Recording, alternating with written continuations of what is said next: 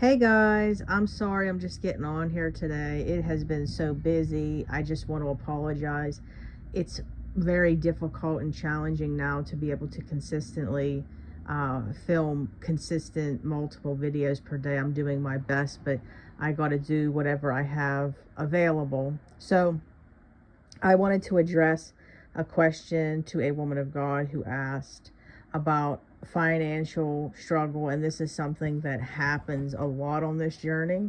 And I just want to let you all know that this is very common, and this is something that is usually done, obviously from the enemy, and he's tampering with your finances, but God is using it for his greater good. So the enemy attacks the finances, but then God uses it to teach us how to steward our money, to teach us how to invest in ourselves in certain areas instead of maybe spending on things that aren't benefiting us. Being a good steward of your money, oh wow, like that was like one of the biggest things he did with me. Like I would say I didn't have money for things, but when I looked closer, I did. He showed me like where if I wouldn't have spent this, I would have had the money for that. And then he showed me how he wanted me to spend differently.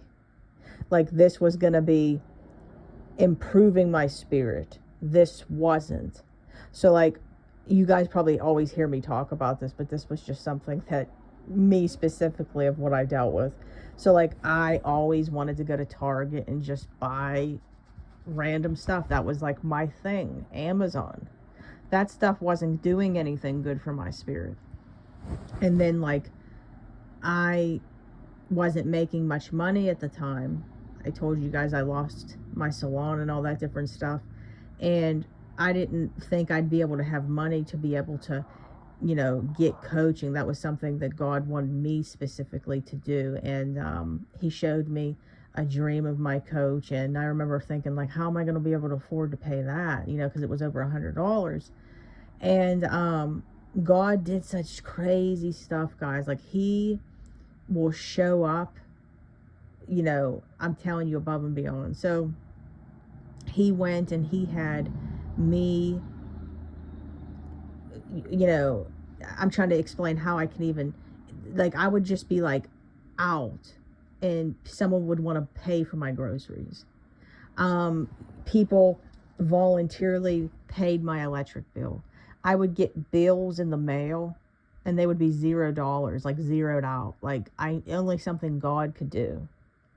People would show up with food bank boxes for me, with good stuff, that my son could eat, that I could eat. Like, I'm telling you right now, God will provide and then some. But here's the thing. He wants to show you that he's your provider. He's your defender. That is who he is. This is why he has you in a place of submission to him.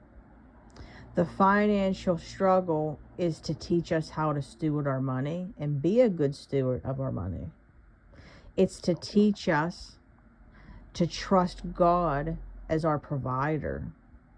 It's to teach us to teach our kids how to be a good steward of our money and how to spend responsibly and how to do things that are going to improve you. Now, this by no means doesn't mean that we're not supposed to practice self-care, but we're supposed to practice self-care in ways that are going to benefit us and ways that are not going to be all the time. So like another example I could point out to you would be like, it's okay to get a pedicure and your nails done, but unless you have the money for it, like going and, once a week to get your toes done isn't really a necessity.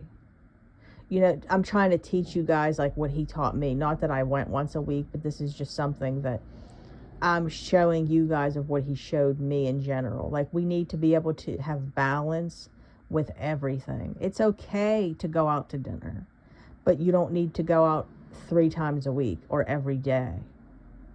So I'm just saying that he will show you that a lot of the time the money's there, but you just have to find it.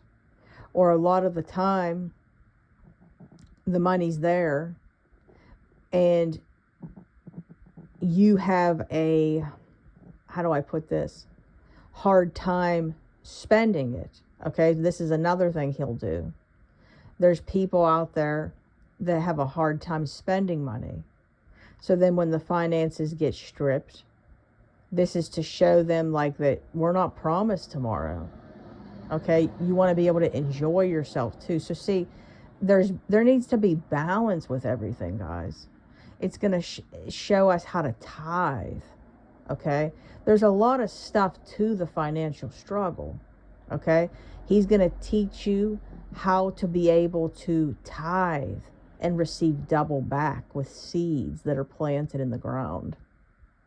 I'm telling you right now, he's going to blow your mind, but you have to trust him.